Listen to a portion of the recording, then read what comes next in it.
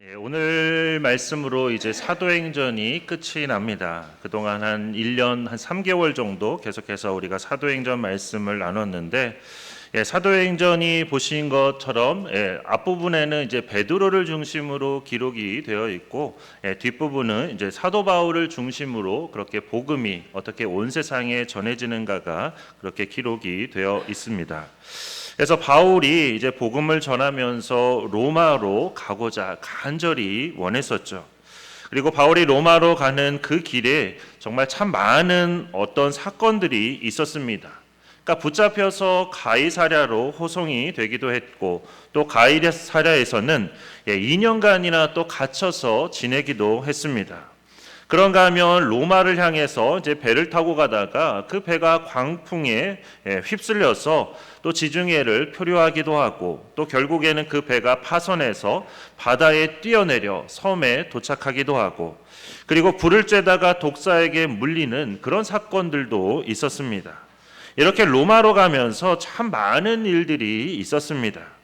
하지만 그럼에도 불구하고 결국에는 오늘 본문 16절 말씀처럼 우리가 로마에 들어가니, 그러니까 이 말씀처럼 결국 그토록 원하던 로마에 도착하고 말았습니다. 가이사랴를 출발한 지 한 4개월이 지났지만 결국에는 이렇게 로마에 도착하게 된 것입니다. 주님께서는 예루살렘 감옥에 갇혀 있는 바울을 찾아오셔서 그에게 앞으로 로마에 가서 복음을 전하게 될 것이라고 말씀해 주셨는데, 그 말씀대로 모든 것이 이루어지게 된 것이죠. 이렇게 하나님은 우리에게 계획하신 모든 길을 반드시 인도해 주신다는 것입니다.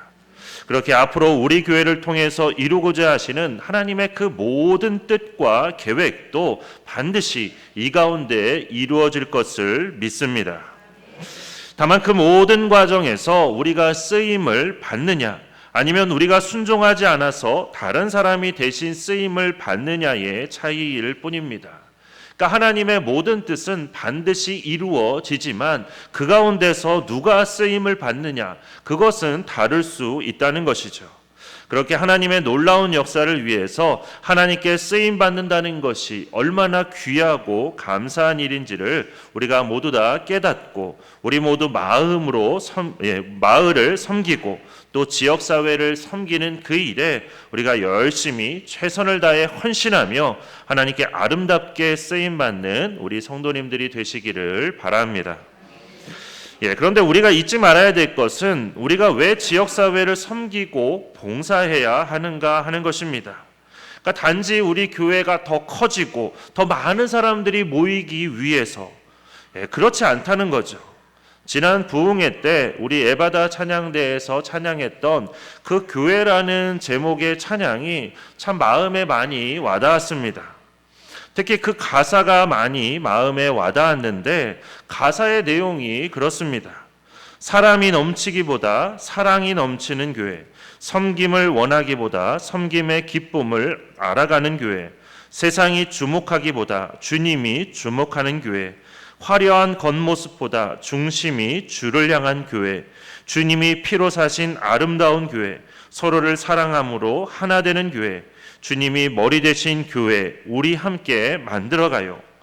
정말로 그 가사에는 앞으로 우리 교회가 어떤 교회가 되어야 하는지, 그리고 우리가 왜 마을을 섬기고 지역사회를 섬겨야 하는지가 너무나 잘 표현되어 있어서 그 가사 하나하나가 너무나 마음에 와닿았습니다. 그 찬양의 가사가 말하고자 하는 것은 결국 교회가 이 땅에 하나님의 나라를 이루어 가야 한다는 것입니다.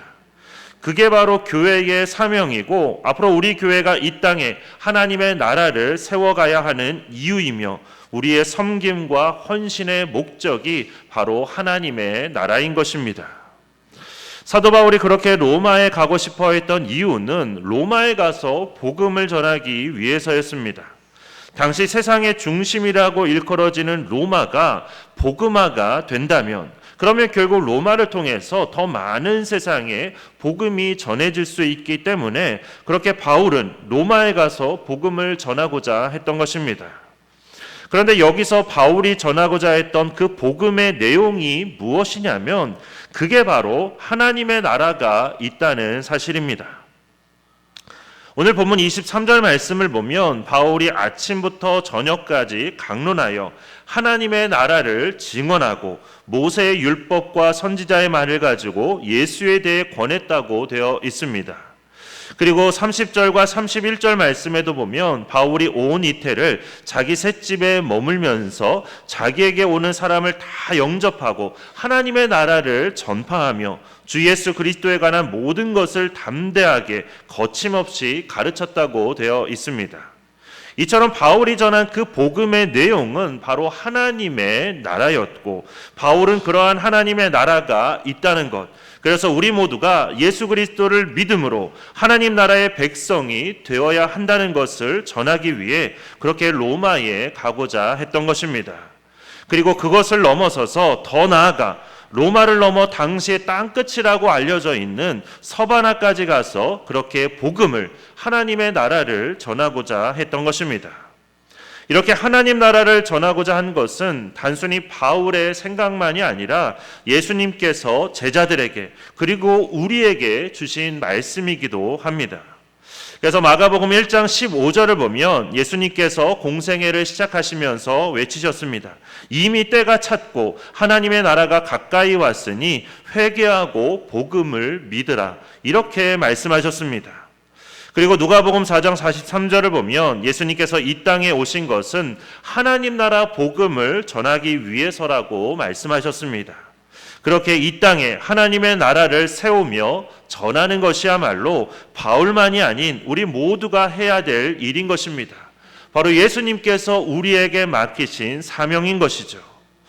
우리가 주기도문을 하면서 늘 기도하는 것처럼 예수님은 하나님의 나라가 이 땅에 임하게 해주시기를 기도하라고 우리에게 말씀하셨습니다.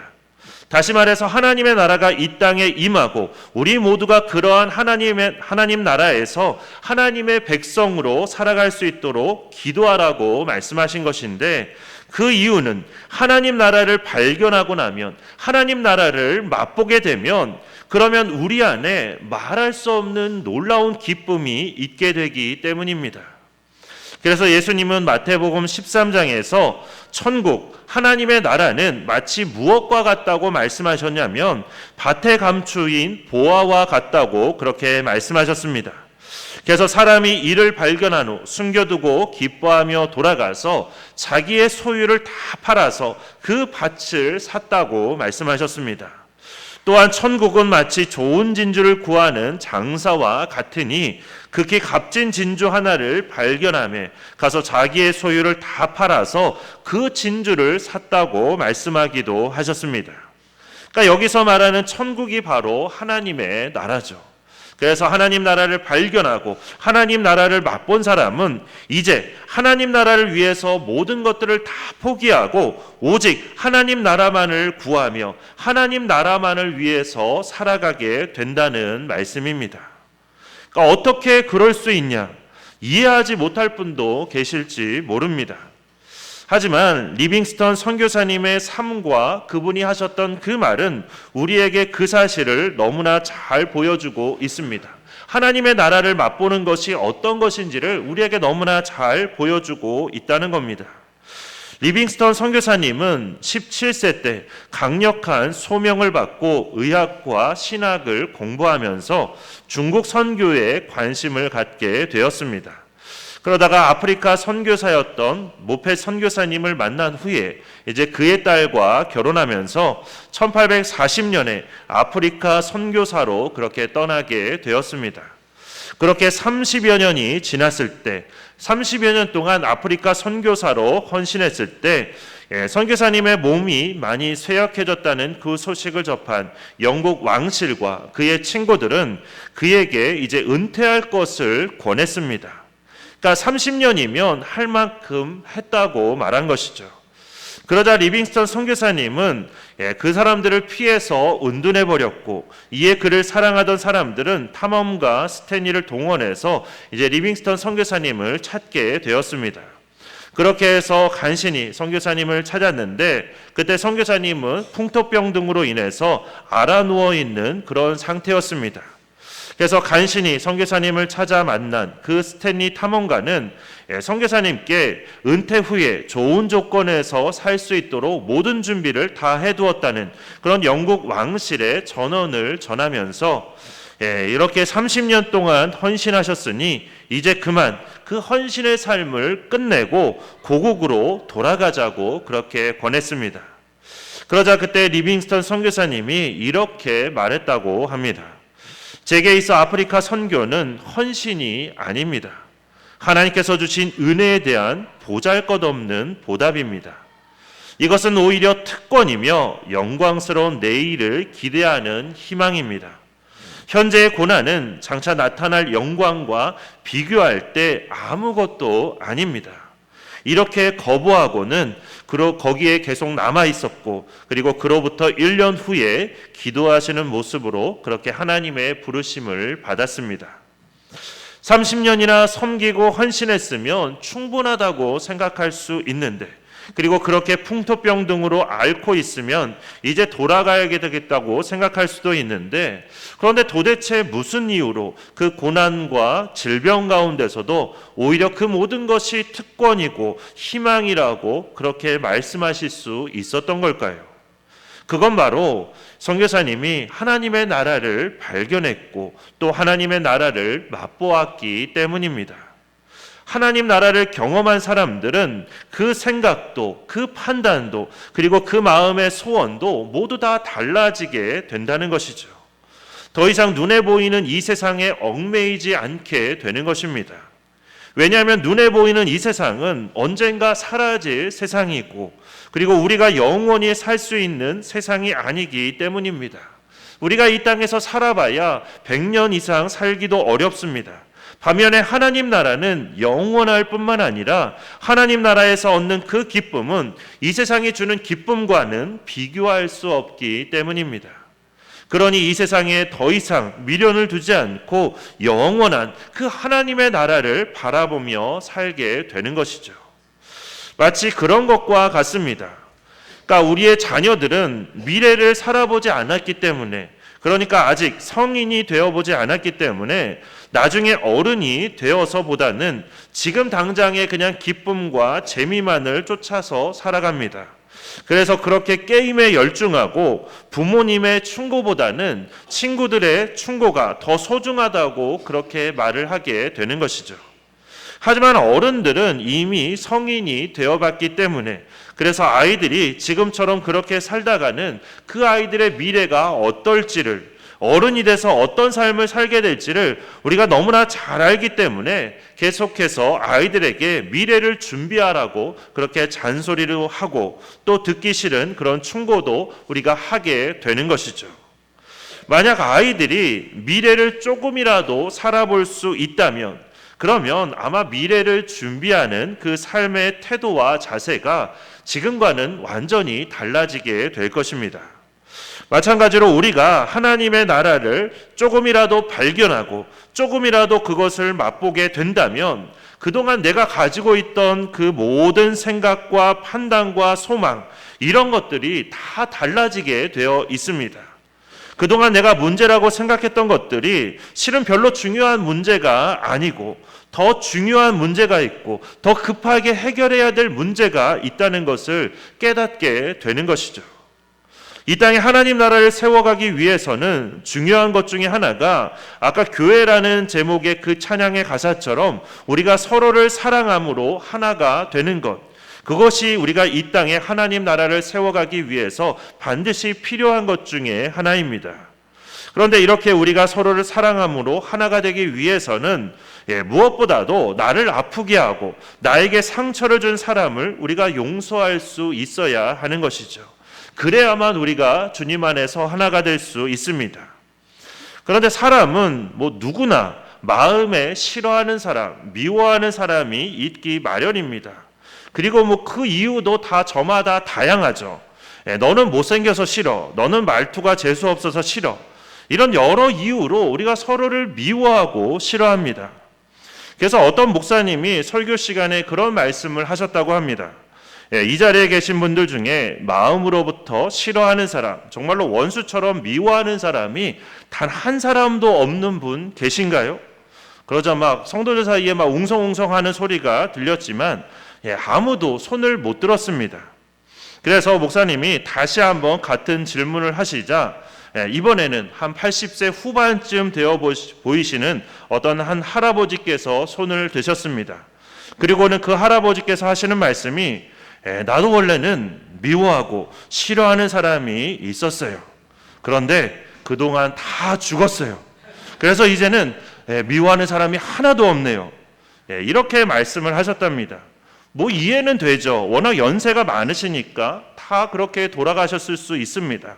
하지만 결국 다른 사람들은 결국 한 명도 손을 들지 못했는데, 그렇다는 것은 결국 다 누구나 미워하고 싫어하는 그런 원수처럼 여기는 사람이 누구나 다 그 마음에 있다는 거죠. 심지어 우리는 같은 집에 사는 사람이 그런 원수인 경우도 많습니다. 그렇죠. 한 입을 덮고 자는 사람, 한 가족이 원수가 되는 경우도 많습니다. 그런데 왜 이 이야기를 하냐면, 만약 우리가 앞으로 한 달 뒤에 또는 1년 뒤에 우리가 죽는다고 한다면, 그래서 그때 우리가 주님 앞에 서게 될 것을 안다면, 그럼 그때도, 그것을 알고 있는 그때도 그 사람을 미워하고 싫어하시겠습니까? 만약 그래도 계속 미워하고 싫어한다면 나중에 주님 앞에 우리가 서게 됐을 때 왜 그랬다고 주님께 설명하시겠습니까? 사랑만 해도 부족할 시간에 누군가를 미워하고 싫어하는데 우리가 시간을 허비한다면 그건 정말 안타까운 일이 아닐 수 없습니다. 우리가 세상의 것만을 바라며 사는 것도 다 마찬가지입니다. 한 달 뒤, 1년 뒤에 죽어서 주님 앞에 서게 되는데도 우리가 여전히 세상의 것을 바라고 산다면, 그러면서 하나님 나라를 위해서 살기에는 내가 시간도 없고 여력도 없다고 그렇게 말하면서 믿음의 길을 저버린다면 그건 너무 어리석은 말과 행동이 아닐 수 없습니다. 이것은 단순히 1년뿐만 아니라 100년을 사는 것도 다 마찬가지입니다.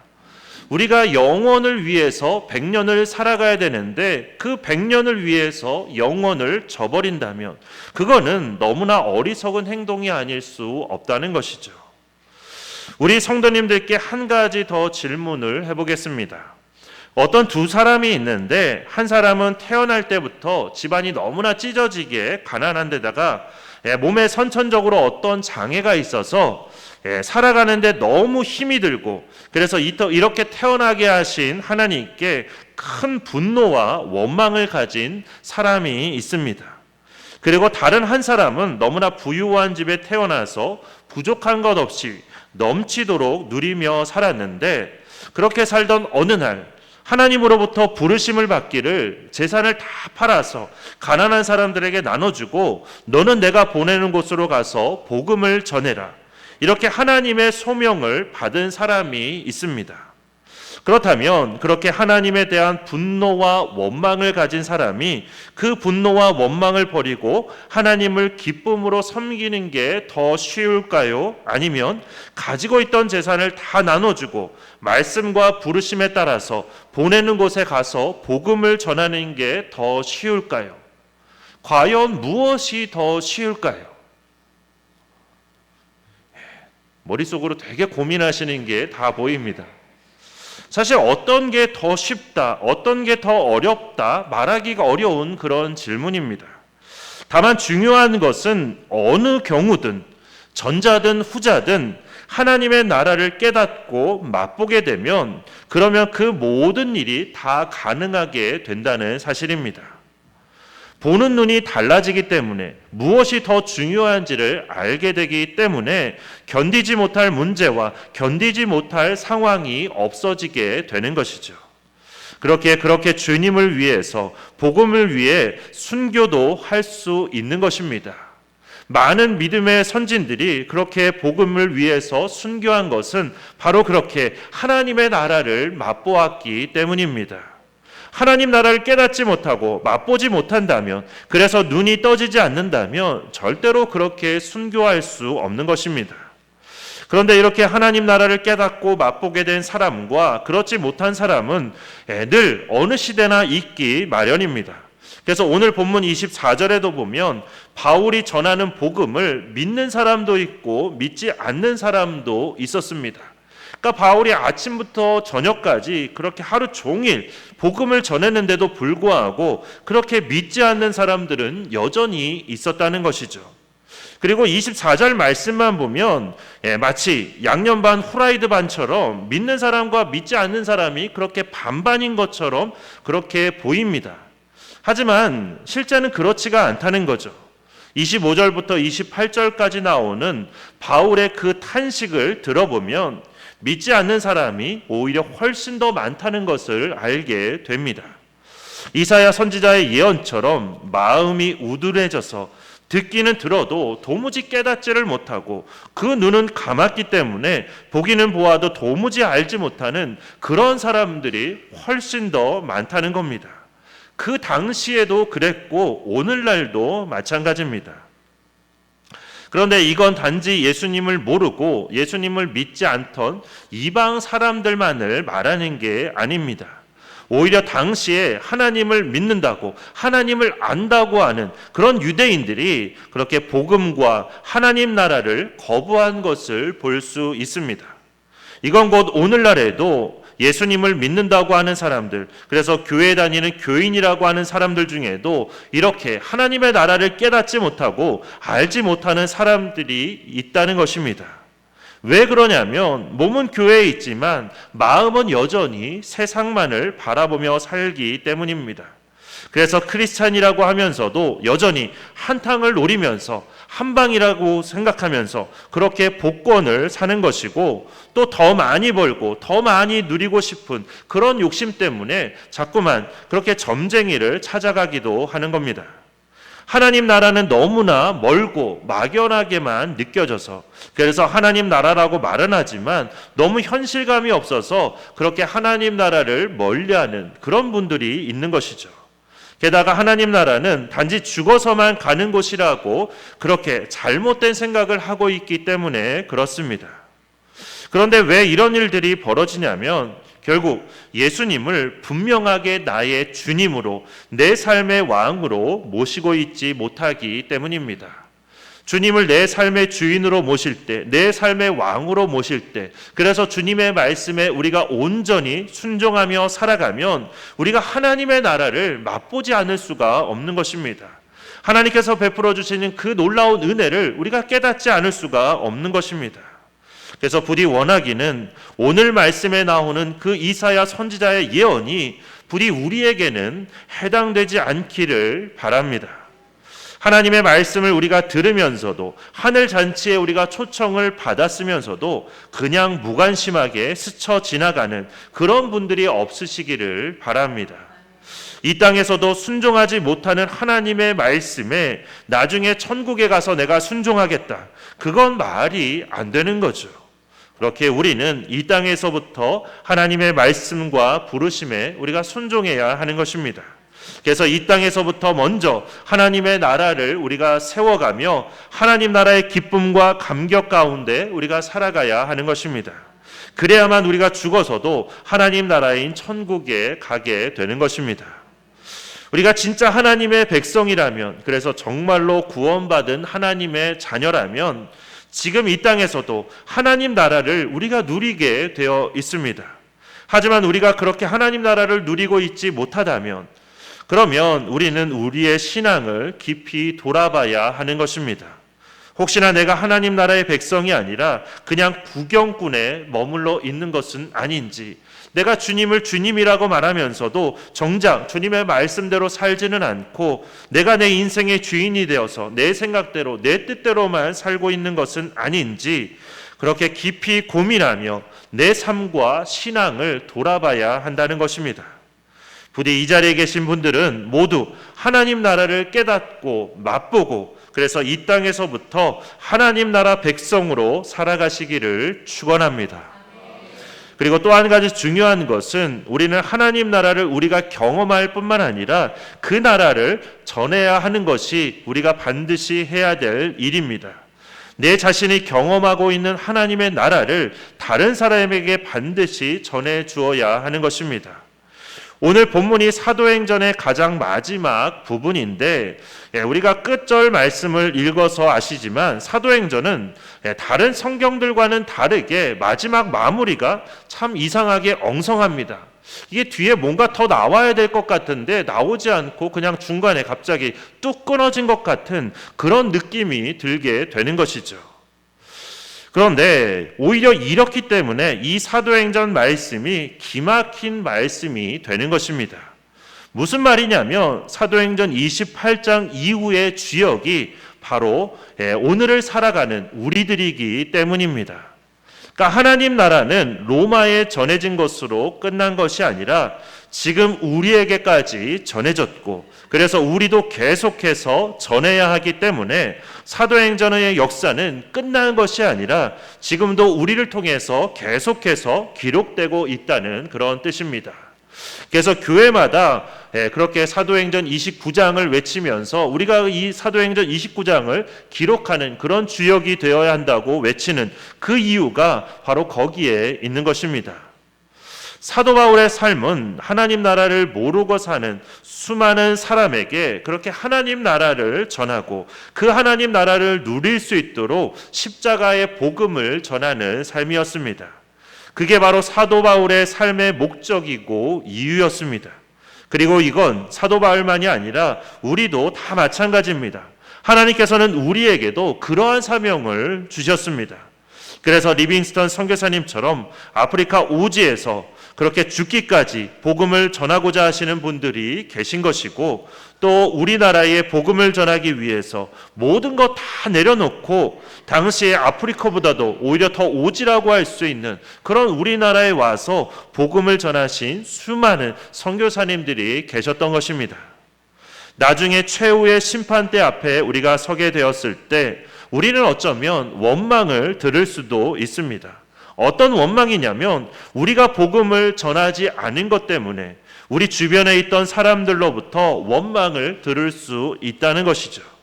그때 왜 내게 복음을 전해주지 않았냐고, 그때 왜 나에게 강력하게 말해주지 않았냐고, 이렇게 우리를 원망하는 눈초리로 보는 그런 이웃들, 그리고 친척들, 그리고 친구와 가족이 있을 수 있다는 것이죠. 그렇게 우리는 더욱 열심히 최선을 다해서 우리가 복음을 전해야 하는 것입니다. 그런 안타까운 일이 없도록 더욱더 최선을 다해야 한다는 것이죠. 사도 바울의 고백처럼 우리도 모두 복음에 빚진 자들입니다. 우리에게도 복음을 전해야 하는 사명이 주어졌습니다. 그렇게 부디 우리 모두 하나님 나라를 우리가 더 깊이 깨닫고 더 깊이 경험함으로써 우리의 마음과 삶에 하나님의 나라가 임할 뿐만 아니라 우리가 경험한 그 하나님의 나라를 믿지 않는 많은 사람들에게 힘써 전해서 그들 안에도 하나님 나라가 임할 수 있도록 하는 우리 모두가 되기를 주님의 이름으로 축원합니다. 이 시간 우리 주신 말씀 생각하면서 사랑하는 나의 아버지 함께 찬양하고 기도하도록 하겠습니다.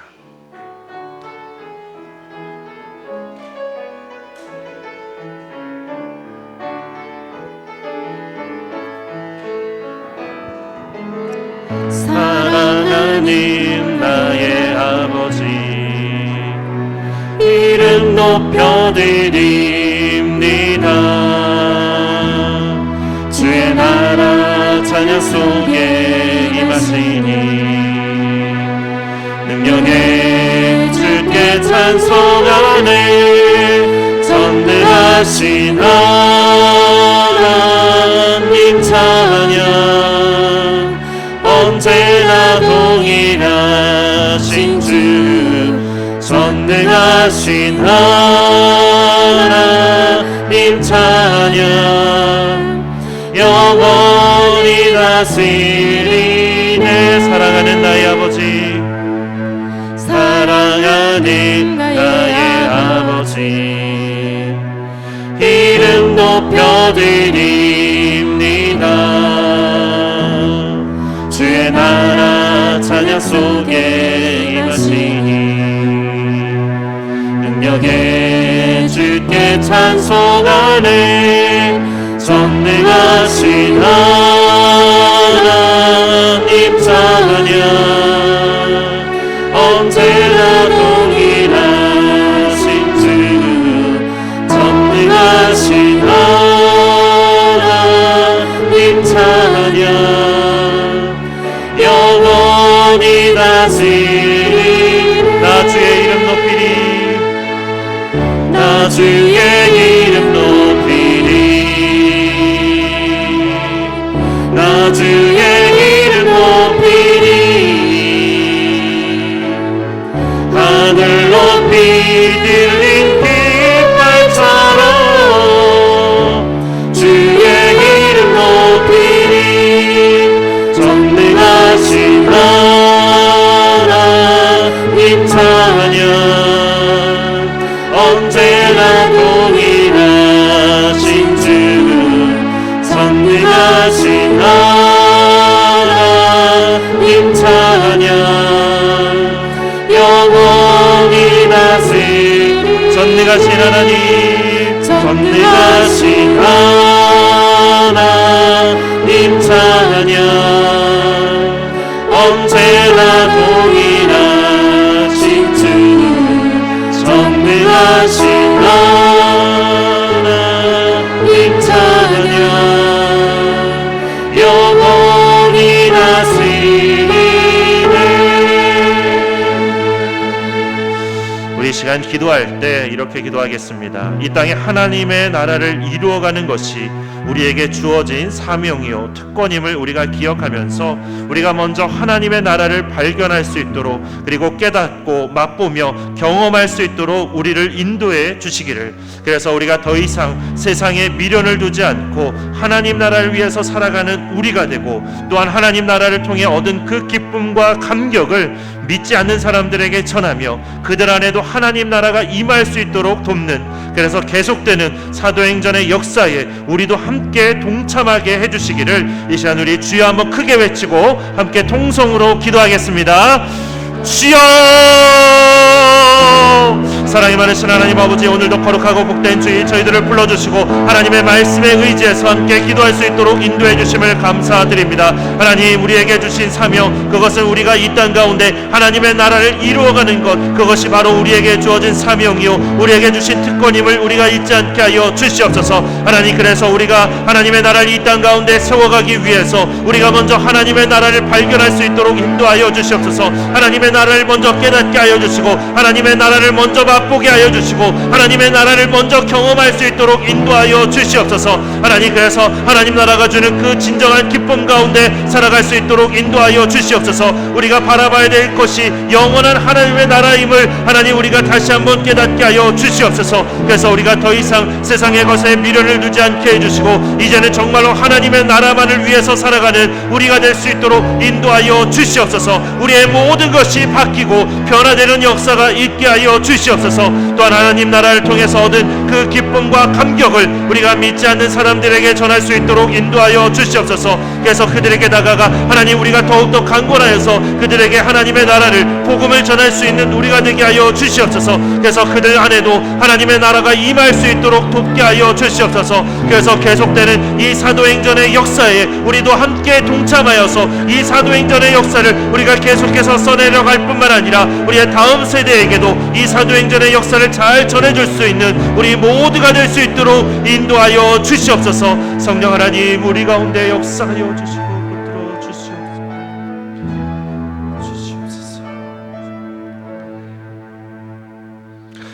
사랑이 많으신 하나님, 오늘도 거룩하고 복된 주일 저희들에게 주신 말씀을 붙들고 함께 기도하게 하여 주심을 감사드립니다. 하나님께서 우리에게 주신 사명과 특권은 바로 이 땅에 하나님의 나라를 이루어가는 것, 이 땅에서부터 하나님 나라를 누리는 것, 그것이 우리에게 주신 사명이요 특권임을 우리가 기억할 수 있도록 인도하여 주시옵소서. 그래서 이 땅에 살아갈 때에 우리가 먼저 이 땅에서부터 하나님의 나라를 발견하고 하나님의 나라를 깨닫고 알고 하나님의 나라를 맛보며 경험할 수 있도록 인도하여 주시옵소서. 그래서 우리의 모든 삶이 변화될 수 있도록 인도해 주시고 더 이상 세상의 것에 미련을 두지 않고 이제는 오직 하나님의 나라만을 바라보며 그 나라만을 위해 살아가는 우리가 되도록 인도하여 주시옵소서. 또한 하나님 나라를 통해서 얻은 그 기쁨과 감격을 이제는 믿지 않는 사람들에게 전하며 그들 안에도 하나님의 나라가 임할 수 있도록 돕는 우리가 되도록 인도하여 주시옵소서. 그래서 계속되는 사도행전의 그 역사에 우리도 함께 동참할 수 있도록 인도해 주시고 또한 이 사도행전의 역사를 우리 다음 세대에게도 잘 전해주는 우리가 될 수 있도록 인도하여 주시옵소서. 그래서 하나님 정말로 우리 모든 성도님들 한 분 한 분을 통해서 하나님 그 가정이 하나님의 나라가 되게 하여 주시고 우리 교회가 하나님의 나라가 되게 하여 주시고 이 나라가 정말로 하나님의 나라가 되는 역사가 있게 하여 주시옵소서. 하나님께서 그 모든 것 가운데 역사하여 주시고 이루어 주실 줄 믿고 감사드리며 예수 그리스도의 이름으로 기도드립니다. 아멘. 이제는 우리 주 예수 그리스도의 은혜와 하나님 아버지의 크고 놀라우신 사랑과 성령님의 인도하심과 교통하심의 역사가 마음과 삶에 하나님 나라가 임하기를 소망하며 또한 경험한 하나님의 나라를 믿지 않는 사람들에게도 힘써 전하기로 다짐하는 우리 샘교회의 모든 지체들과 그 가정 위에 그리고 우리 샘교회와 이 나라 위에 영원토록 함께 계시기를 간절히 축원하옵나이다. 아멘.